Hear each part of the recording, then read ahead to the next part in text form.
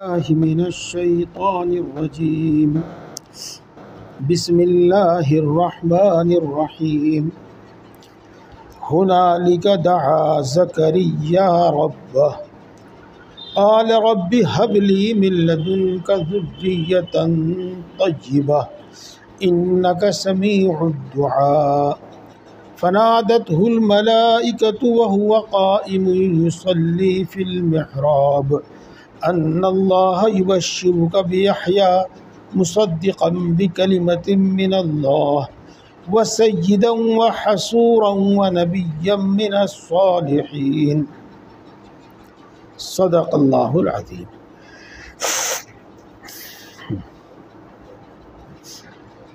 دوستو،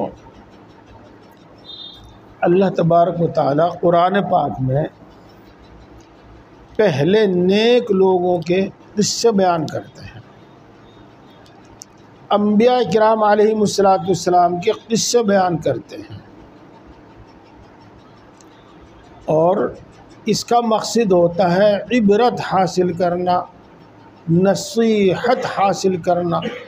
یہ اللہ تبارک و تعالیٰ قرآن پاک میں ارشاد فرماتے ہیں لِنُثَبِّتَ بِهِ فُؤَادَكَ، تاکہ اس سے ہم آپ کے دل کو مضبوط کریں۔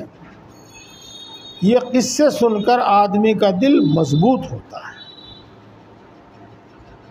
قصوں سے اتنی جلدی عبرت اور نصیحت حاصل ہوتی ہے کہ بڑی بڑی باتوں سے، گہری باتوں سے اتنی جلدی نصیحت اور عبرت حاصل نہیں ہوتی۔ اسی لیے قرآن پاک میں بکثرت قصے بیان کیے گئے ہیں۔ انہی قصوں میں سے ایک قصہ حضرت مریم علیہ السلام کا ذکر کیا، جو آپ نے پچھلے ہفتے سنا، اور وہ یہ تھا کہ مریم کی ماں، بعض کہتے ہیں کہ اس کا نام حنا تھا، بہرحال حضرت مریم کی ماں نے دعا مانگی تھی کہ اے اللہ، میرے پیٹ میں جو بچہ ہے میں اس کو بیت المقدس کی خدمت کے واسطے اور تیری عبادت کے واسطے آزاد کر دوں گی، مخصوص کر دوں گی، یعنی اس کا اور کوئی کام نہیں ہوگا، وہ اللہ کی عبادت کرے گا اور بیت المقدس کی خدمت کرے گا۔ وہاں کیا کیا خدمت تھی وہ تو اس وقت کی بات ہے، میں سمجھانے کے واسطے کہہ دوں کہ وہاں جھاڑو لگائے گا، وہاں صف بچھائے گا، وہاں اذان پڑھے گا، وغیرہ وغیرہ۔ میں سمجھانے کے واسطے کہہ رہا ہوں کہ مسجد کی خدمت یہی ہے۔ تو بیت المقدس کی خدمت کے واسطے اور تیری عبادت کے واسطے آزاد کر دوں گی، اس کو خاص کر دوں گی۔ آگے چلنے سے پہلے میں آپ کو ایک بات بتاؤں، اور آپ یہ بات ضرور سنیں اور دھیان سے سنیں اور توجہ سے سنیں۔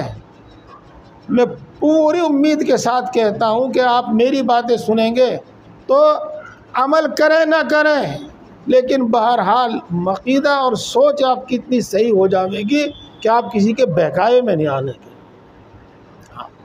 میں نام نہیں لیتا، وہ بہت عقل مند اپنے آپ کو مانتے ہیں اور یوں مانتے ہیں کہ ہمیں دین کی بڑی صحیح سمجھ حاصل ہے، علماء کو بھی وہ کچھ نہیں مانتے اپنے سامنے۔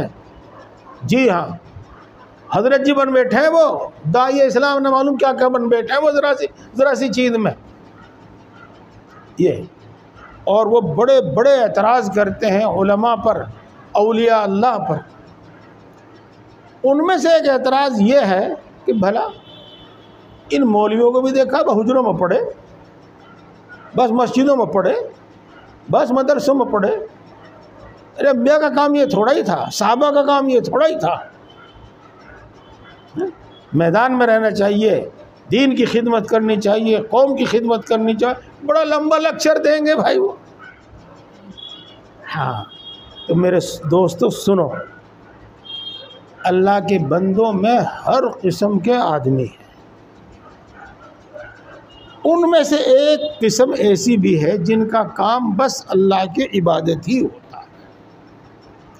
ان کی ذہنیت، ان کی سوچ سمجھ، ان کا علم، ان کی قابلیت ایسی ہوتی، بس وہ اپنے اسی کام میں لگے رہتا ہے، اور یہ کام بالکل درست اور جائز ہے، ان پر کوئی اعتراض نہیں ہے۔ اللہ نے ایسے لوگوں کے قصے قرآن پاک میں بیان کیے، یہ ہے۔ تو ان لوگوں پر بالکل اعتراض نہ کرو جو یکسوئی میں گوشہ نشینی کے ساتھ اللہ کی عبادت میں مشغول ہیں، اور یہ نہ سمجھو کہ وہ قوم کی خدمت نہیں کرتے۔ میرے دوستو، جو صحیح معنی میں اللہ والا ہے، جس کو ہم کہتے ہیں آج کل اللہ والا، اس کو امت کی اتنی فکر ہوتی ہے اور امت کے لیے وہ اتنی دعا کرتا ہے کہ وہ اپنے لیے بھی اتنی دعا نہیں کرتا، اپنے بھی اس کو اتنی فکر نہیں ہوتی۔ تو امت کے لیے دعا کرنا یہ بھی ایک بڑا کام ہے۔ بہرحال ایسے لوگوں پر بالکل اعتراض نہیں کرنا چاہیے۔ بیت المقدس میں ایسے بہت لوگ ہوتے تھے جن کا کام صرف اللہ کی عبادت اور بیت المقدس کی خدمت ہی ہوا کرتا تھا، اور اس زمانے میں اور ان انبیاء کی شریعت میں یہ بالکل جائز اور درست تھا۔ اگر یہ جائز اور درست نہ ہوتا تو اللہ تبارک و تعالیٰ قرآن پاک میں اس کا تذکرہ نہ فرماتے، اور اگر اس کا تذکرہ فرماتے تو اس کا رد کرتے، اس کی غلطی بیان کرتے۔ اللہ نے نہ اس کو رد کیا، نہ اس کی غلطی بیان کی، بلکہ اس کو بیان کیا۔ اسی واسطے جو تنہائی میں اللہ کی عبادت میں مشغول رہتے ہیں ان پر اعتراض نہ کرو۔ ایک بات تو یہ سمجھ لو آپ۔ اب دوستو آگے چلتے ہیں۔ حضرت مریم کی ماں نے جب بچہ جنا تو وہ لڑکی جنی۔ اب ظاہر ہے کہ مسجد میں عبادت تو لڑکے کرتے ہیں، مرد کرتے ہیں، اور مسجد کی خدمت تو مرد کرتے ہیں، لڑکے کرتے ہیں، لڑکی تو نہیں کرتی۔ لیکن چونکہ نظر مان چکی تھی وہ، اس لیے انہوں نے وہ لڑکی ہی سپرد کر دی مسجد کے خادموں کے، مسجد کے مجاوروں کے۔ حضرت زکریا علیہ السلام کے حصے میں اس کی پرورش آئی۔ کچھ اس کا ذکر پہلے آیا تھا، کچھ بعد میں آئے گا۔ یہ حضرت زکریا علیہ السلام جب مریم علیہ السلام کے کمرے میں جاتے تھے کہ وہ ان کے خالو بھی تھے، کبھی سوچنے لگو کہ وہ انہوں نے گود لے لی تھی، اپنی بیٹی بنا لی تھی، اور گود لی ہوئی بیٹی سے کوئی پردہ نہیں ہوتا۔ نہیں، وہ اس کے خالو تھے، سگے خالو، جن سے پردہ نہیں ہوتا۔ جی خیر، بہرحال وہاں وہ بے موسم کے پھل پاتے ہیں، چاروں طرف سے دروازہ وغیرہ سب بند ہوتا، آنے جانے کا کوئی راستہ نہیں ہوتا، لیکن وہاں پر کھانے پینے کی چیزیں موجود ملتی۔ تو یوں سمجھو آپ کہ بے موسم کا پھل اللہ تبارک و تعالیٰ جب لانے، دینے اور کھلانے پر قادر ہے، تو یہیں سے حضرت زکریا علیہ السلام کے دل میں تمنا پیدا ہوئی کہ بے موسم کے اللہ تبارک و تعالیٰ مجھے بچہ بھی دے سکتے ہیں۔ چنانچہ انہوں نے اب بچے کی دعا شروع کر دی۔ ان کی بیوی تو ہمیشہ سے بانجھ تھی، آج تک کوئی بچہ پیدا نہیں ہوا تھا، اور وہ بڑھاپے کی عمر کو پہنچ گئے تھے، جس میں عام طور سے اولاد نہیں ہوتی۔ ڈاکٹر لوگ بھی کہتے ہیں کہ بھائی اب بچہ پیدا کرنے کی صلاحیت نہیں رہی، نہ لڑکی عورت میں رہی نہ مرد میں رہی، کہ وہ عمر زیادہ ہو گئی ہے۔ اب رہ جاتا ہے یہ سوال کہ حضرت زکریا کی کتنی عمر تھی اور حضرت ان کی بیوی کی کتنی عمر تھی۔ تو دوستو اس کے بارے میں کوئی ایک بات پکی نہیں کہی جا سکتی۔ الحمدللہ ثم الحمدللہ ایسی پکی باتیں تو ہمارے رسول اللہ صلی اللہ علیہ وسلم کی حدیثیں ہیں جو بہت حفاظت کے ساتھ آج تک رکھی گئی ہے، اور ان کی بڑی خدمت کی گئی ہے۔ ان میں الفاظ کی خدمت، کمی زیادتی ان میں کوئی نہ کرے، مطلب ان کا بیان کیا گیا، اور پہلی روایتیں وہ قابل اعتبار نہیں ہوتی۔ اس لیے 120 سال عمر تھی، 90 سال عمر تھی، 80 سال عمر تھی، ان کی بیوی کی کتنی عمر تھی، بہرحال اس کے بارے میں کوئی بات یقینی طور پر نہیں کہی جا سکتی، لیکن قرآن پاک سے اتنا معلوم ہوتا ہے کہ ان کی بیوی بانجھ تھی اور وہ بڑھاپے کی عمر کو پہنچ گئے تھے، دونوں میں سے کوئی ایک بھی بچہ پیدا کرنے کے قابل نہیں رہا تھا۔ لیکن حضرت زکریا علیہ السلام کے دل میں ایک امید جاگی کہ بے موسم پھل دینے پر اللہ قادر ہے تو بے موسم اولاد دینے پر بھی قادر ہے۔ دیکھو دوستو، ایک بات اور سنو یہاں پر، ایک تو اللہ تبارک و تعالیٰ کا عام دستور اور ایک ہے اللہ تبارک و تعالیٰ کا عمل عام دستور اور قاعدے قانون سے ہٹ کر، اور آپ اس کو یہی لے لو۔ عام دستور تو اللہ تبارک و تعالیٰ کا یہ ہے کہ ایک مرد سے ایک عورت سے بچہ پیدا ہوتا ہے، لیکن اللہ تبارک و تعالیٰ اس سے ہٹ کے بھی کر دیتا ہے کہ حضرت عیسیٰ علیہ السلام کو بغیر باپ کے پیدا کر دیا، اور اللہ تبارک و تعالیٰ اس سے ہٹ کے بھی عام دستور تو یہ ہے کہ بھائی جوانی میں 40 سال 50 سال سب زیادہ 60 سال اس عمر تک بچہ پیدا کرنے کی صلاحیت رہتی ہے، اس کے بعد نہیں رہتی، لیکن اللہ تبارک و تعالیٰ 80-90 سال کی عمر میں بھی اولاد دینے پر قادر ہے، وہ دستور سے ہٹ کے ہی صحیح لیکن دینے پر قادر ہے۔ جب یہ بات آپ کے سمجھ میں آ گئی تو اب سمجھیے، آپ اس سے بہت کچھ سمجھ میں آ جائے گا، ایک لفظ سے ہی، خرق عادت۔ آپ نے اردو کی کتابوں میں یہ لفظ پڑھا ہوگا، خرق عادت، یعنی اپنے دستور سے ہٹ کے، اپنی عادت سے ہٹ کے۔ یہ بہرحال حضرت زکریا کی عمر ایسی نہیں تھی جس عمر میں بچہ پیدا ہوتا ہے، حضرت زکریا کی بیوی ایسی نہیں تھی جن سے بچہ پیدا ہو سکتا ہے، لیکن اللہ تبارک و تعالیٰ نے حضرت زکریا علیہ السلام نے حضرت مریم کے واقعے سے امید لے کر اللہ تبارک و تعالیٰ سے دعا شروع کر دی۔ دیکھو اب ترجمہ کرو آپ، بات سب سمجھ میں آتی چلی جائے گی۔ ہنالک دعا زکریا ربہ، اس وقت زکریا نے اپنے رب کو پکارا، اپنے رب سے دعا کی۔ کیا دعا کی؟ قال رب هب لی من لدنک ذریۃ طیبہ، کہا اے میرے رب تو مجھ کو عطا کر اپنے پاس سے پاکیزہ اولاد، بے شک تو دعا کا سننے والا ہے۔ بات تو جو میں نے کہہ دی اس سے آپ بہت کچھ سمجھ گئے ہوں گے، لیکن ایک بات اور سن لو، کسی حالت میں نا امید نہ ہو، کسی حالت میں اللہ سے نا امید نہ ہو۔ اگر اسباب نہیں ہیں تو بھی نا امید نہ ہو، اللہ تبارک و تعالیٰ بغیر اسباب کے دینے پر بھی قادر ہے، اور اللہ تبارک و تعالیٰ اسباب موجود کرنے پر بھی قادر ہے۔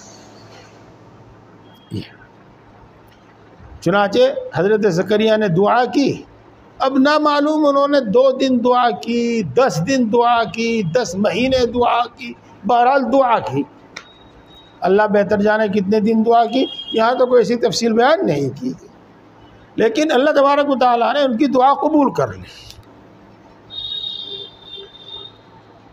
فنادته الملائکۃ وهو قائم یصلی فی المحراب ان اللہ یبشرک بیحییٰ، اللہ تبارک و تعالیٰ کے حکم سے فرشتوں نے زکریا علیہ السلام کو پکار کر کہا، جس وقت کہ وہ کھڑے ہوئے محراب میں نماز پڑھ رہے تھے، اس وقت فرشتوں نے پکار کر کہا، کیا کہا؟ یقیناً اللہ تبارک و تعالیٰ آپ کو یحییٰ کی خوشخبری سناتا ہے۔ 2 بات، نمبر 1 آپ کے اولاد ہوگی، اور دوسری بات لڑکا ہوگا، اور تیسری بات اللہ نے اس کا نام بھی مقرر کر دیا، متعین کر دیا، اس کا نام یحییٰ ہوگا، یحییٰ۔ اس لیے فرشتوں نے پکار کر کہا جب کہ وہ محراب میں کھڑے نماز پڑھ رہے تھے کہ اللہ تبارک و تعالیٰ آپ کو یحییٰ کی خوشخبری سناتے ہیں۔ یہ بات ہے۔ اب یہاں ایک بات سنو، فرشتوں کے ذریعے انبیاء علیہ السلام تک پیغام بھیجا جاتا ہے، اور انبیاء علیہ السلام کے علاوہ کسی کے پاس فرشتوں کے ذریعے پیغام نہیں بھیجا جاتا۔ یہ اس لیے زکریا علیہ السلام کو دعا کی قبولیت کی خوشخبری فرشتوں کے ذریعے سنا دی گئی۔ غیر انبیاء کے پاس فرشتے نہیں لاتے اس طرح کی خوشخبری، لیکن اللہ تبارک و تعالیٰ ان کے دل میں بات ڈالتا ہے، جس کو کہتے ہیں القاء، جس کو کہتے ہیں الہام، اور خلوص کے ساتھ توجہ اللہ کی طرف پوری توجہ کر کے جب بندہ دعا کرتا ہے تو بہت مرتبہ دعا کے ساتھ ہی اللہ تبارک و تعالیٰ کی طرف سے اس کو بھی خوشخبری سنا دی جاتی ہے، اس کے دل کو اتنا مطمئن کر دیا جاتا ہے کہ اس کو یقین ہو جاتا ہے کہ تیری دعا قبول ہو گئی۔ بس بات یوں کہو کہ وہاں فرشتوں کے ذریعے یہ خبر دے دی جاتی ہے، اور یہاں پر براہ راست اللہ تبارک و تعالیٰ دل میں بات ڈال دیتے ہیں۔ یہ لیکن ایسا ہمیشہ نہیں ہوتا، جب اللہ چاہتے ہیں، جب اللہ تبارک و تعالیٰ مناسب سمجھتے ہیں تب ایسا کر دیتے ہیں۔ بس دو بات میری یاد رکھنا، ایک تو یہ کہ اسباب نہ ہو تو نا امید نہیں ہونا چاہیے، یہ ہے بس، اور دوسری بات یہ کہ اس طرح کی خوشخبری فرشتوں کے ذریعے انبیاء کو سنائی جاتی تھی، لیکن غیر انبیاء کو بھی اللہ تبارک و تعالیٰ دل میں ایسا یقین اور اطمینان پیدا فرما دیتے ہیں کہ ان کو معلوم ہو جاتا ہے کہ ہاں ہماری دعا قبول ہو گئی۔ مصدقا بکلمۃ من اللہ، یحییٰ علیہ السلام کی ایک صفت یہ ہوگی کہ وہ اللہ کے کلمے کی تصدیق کرنے والے ہوں گے۔ دیکھو اللہ کا کلمہ کیا ہے اور اللہ کے کلمے کی تصدیق کرنے کا مطلب کیا ہے؟ تو دوستو، اللہ کا کلمہ، اللہ کی بات، یہاں اس کی مراد ہے حضرت عیسیٰ علیہ السلام۔ اب مطلب یہ ہوا کہ وہ عیسیٰ علیہ السلام کی تصدیق کرنے والے ہوں گے، اور عیسیٰ علیہ السلام کی تصدیق کا مطلب یہ ہوگا کہ یہ اللہ کے نبی ہیں۔ یحییٰ بتائیں گے لوگوں کو کہ عیسیٰ اللہ کے نبی ہیں، ان کی تصدیق کریں گے۔ یہ اب سوال یہ پیدا ہوتا ہے کہ عیسیٰ علیہ السلام کو اللہ کا کلمہ کیوں کہا گیا؟ تو دوستو شاید پہلے بھی یہ بات آئی تھی، اور پہلی بات جب مجھے یاد نہیں تو آپ کو کیا یاد ہوگی، آج پھر سن لیجئے گا۔ عیسائی کلمۃ اللہ کا مطلب بہت غلط سلط بیان کرتے ہیں۔ اس کا مطلب اس کے سوا اور کچھ نہیں ہے کہ عام دستور سے ہٹ کر محض اللہ کے کلمہ کن سے عیسیٰ علیہ السلام پیدا ہوئے، اس لیے ان کو اللہ کا کلمہ، اللہ کی بات کہتے ہیں۔ جواب سمجھ میں آیا بھائی؟ ہاں، عام دستور جو ہے اولاد پیدا ہونے کا، اس سے ہٹ کر محض اللہ کے حکم سے، اللہ کی بات سے، اللہ کے حکم سے وہ پیدا ہوئے، اس لیے ان کو اللہ کا کلمہ، اللہ کی بات کہا جاتا ہے۔ اس کے علاوہ اس کا کوئی اور مطلب نہیں ہے۔ جو اس کے علاوہ مطلب بیان کرتے ہیں وہ دھوکہ دینے کی کوشش کرتے ہیں۔ تو وہ اللہ کے کلمے یعنی عیسیٰ علیہ السلام کی تصدیق کرنے والے، وَسَيِّدًا، اور وہ دین کے رہبر ہوں گے، دین کے پیشوا ہوں گے، رہبر ہوں گے، وَحَصُورًا، اور وہ اپنی خواہشات کو قابو میں کرنے والے ہوں گے، بلکہ دوسری ترجمہ کروں گا، وہ اپنی خواہشات کو بہت زیادہ قابو میں کرنے والے ہوں گے۔ اپنی خواہشات کو بہت زیادہ قابو میں کرنے والے، ہاں دوستو سمجھیے، خواہشات دو طرح کی ہوتی ہیں، ایک تو جائز خواہش اور ایک ناجائز خواہش۔ آپ ان بات کو خوب سمجھتے ہیں۔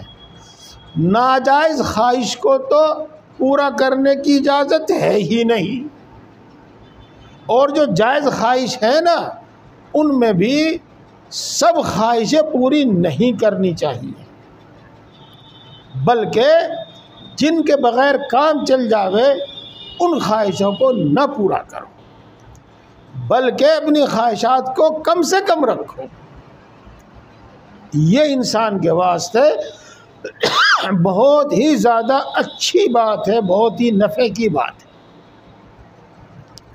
میں اس میں آپ کو ایک قصہ سناؤں، اور وہ قصہ اس لیے سناؤں تاکہ آپ کو یہ بات اچھی طرح سمجھ میں آ جائے۔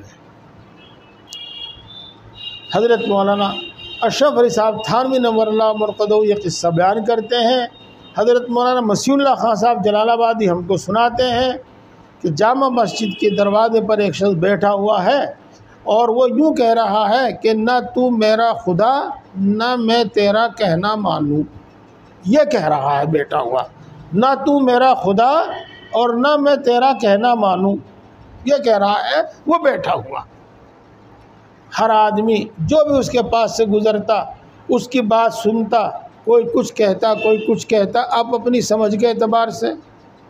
ایک شخص اس کے پاس سے گزرا تو اس نے کہا کہ میاں کیا کہہ رہے ہو، کس کو کہہ رہے ہو؟ تو اس نے کہا بس دلی میں ایک ہی آدمی سمجھدار ہے، باقی تو ایسے ہی ہیں۔ بھائی بات یہ ہے کہ کئی دن سے میرا نفس تقاضا کر رہا ہے کہ میں حلوہ کھاؤں، اور حلوہ کھانے کے پیسے میرے پاس ہیں نہیں، تو میں اپنے نفس کو خطاب کر کے کہہ رہا ہوں کہ نہ تو میرا خدا نہ میں تیرا کہنا مانوں۔ اللہ ہی کی ایک ذات ایسی ہے جس کا ہر حکم مانا جاتا ہے اور کسی کا کوئی حکم نہیں مانا جاتا، ہر حکم اور ہر بات نہیں مانی جاتی، تو میں تیری بات مان نہیں سکتا، تیرا کہنا پورا نہیں کر سکتا۔ تو یہ ہے دیکھو جائز خواہش کو بھی روکنا، جائز خواہش کو بھی روکنا۔ اور ایک طرف بات سمجھ میں آ گئی ہوگی، یہ اس میں بھی میں آپ کو ایک چھوٹا سا قصہ سنا دوں، اس سے بات آسانی سے سمجھ میں آ جائے گی۔ حضرت مولانا مسیح اللہ خان صاحب فرماتے ہیں کہ جب میں دارالعلوم میں پڑھا کرتا تھا تو وہاں پر میں اپنا کتاب دیکھتا رہتا تھا، اور مجھے گرمی سے سردی سے ان سے کوئی واسطہ نہیں ہوتا، کتنی گرمی پڑ رہی کتنا ہی پسینہ آ رہا، نہ میں پنکھا کرتا نہ ہوا کی جگہ جا کے بیٹھتا، بس میں تو اپنی کتاب پڑھتا رہتا۔ دیکھو یہ ہے جائز خواہشات کو روکنا۔ ہوا کے درخت کے نیچے جا کے بیٹھ جاؤ، جہاں ہوا لگتی ہے وہاں جا کے بیٹھ جاؤ، پنکھا کر لو، ہاتھ کا ہی پنکھا تھا اس زمانے میں، یہ پنکھے تو تھے نہیں، لیکن نہیں بس اپنے کام میں لگے ہوئے ہیں، چاہے وہ یہ کام ہو چاہے وہ عبادت ہو۔ یہ ہے جائز خواہشات کو روکنا۔ یہ ایسے ہی اللہ نے آپ کو وسعت دی ہے، آپ اے سی لگا لیجئے، اللہ نے آپ کو وسعت دی ہے، آپ کولر رکھ لیجئے گا، آپ ایک پنکھے کے بجائے 2 پنکھے رکھ لیجئے گا، لیکن مشورہ یہ دیا جائے گا آپ کو، اور یہی آپ کے حق میں بہتر ہے کہ آپ عیش و آرام کے عادی نہ بنو، بلکہ بس پنکھے میں کام چلا لو، اسی میں چل جائے گا کام، کولر کے چکر میں نہ پڑو، اے سی کے چکر میں نہ پڑو، ورنہ اے سی سے بھی آگے بڑھنے کی کوشش کرو گے پھر۔